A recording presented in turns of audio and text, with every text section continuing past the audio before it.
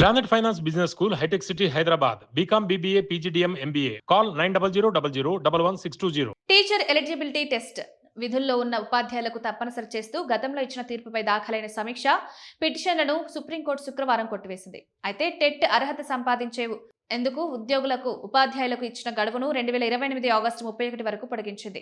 న్యాయమూర్తులు justice Dipankar Datta, justice మన్మోహన్లతో కూడిన ధర్మాసనం ఈ మేరకు తీర్పు వెలువరించింది. పిల్లలకు నాణ్యమైన విద్య అందించడం రాజ్యాంగబద్ధమైన హక్కు అని, ఉపాధ్యాయుల సేవల కంటే విద్యార్థుల భవిష్యత్తు ముఖ్యమని కోర్టు స్పష్టం చేసింది. 2009లో విద్యా హక్కు చట్టం అమల్లోకి రాకముందు నియమితులైన ఉపాధ్యాయులు కూడా టెట్ అర్హతను తప్పనిసరిగా పొందాలని గతంలో 2025 సెప్టెంబర్ 1న ఇచ్చిన తీర్పులో సుప్రీంకోర్టు పేర్కొంది. పదవీ విరమణకు 5 ఏళ్లకు పైగా సమయం ఉన్న ఉపాధ్యాయులు నిర్దిష్ట గడువులోపు టెట్ ఉత్తీర్ణులు కాకపోతే ఉద్యోగంలో కొనసాగేందుకు అర్హులు కాదని తెలిపింది.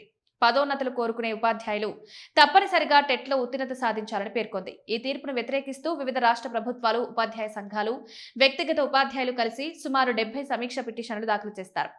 టెట్ను ఇన్ సర్వీస్ టీచర్లకు తప్పనిసరి చేయడం వల్ల వేలాది మంది ఉద్యోగాలు కోల్పోయే ప్రమాదం ఉందని, విద్యా వ్యవస్థపై ప్రతికూల ప్రభావం పడుతుందని వాదించారు. అయితే ఈ వాదనలను సుప్రీంకోర్టు తిరస్కరించింది. విద్యా హక్కు చట్టం అమల్లోకి వచ్చి 15 ఏళ్లకు పైగా గడించిందని, ఈ కాలంలో టెట్ అర్హత పొందడానికి సరిపోతుందని పేర్కొంది. టెట్ అర్హత లేని ఉపాధ్యాయులను కొనసాగించడం వల్ల రాబోయే తరాల విద్యా ప్రమాణాలు దెబ్బతింటాయని కోర్టు అభిప్రాయపడింది. ఉపాధ్యాయుల సమస్యల పట్ల సానుభూతి ఉన్నప్పటికీ కేవలం భవిష్యత్తుపై భయాందోళనలు ఉండడం మాత్రమే తీర్పును పునఃసమీక్షించడానికి కారణం కాదని ధర్మాసనం స్పష్టం చేసింది.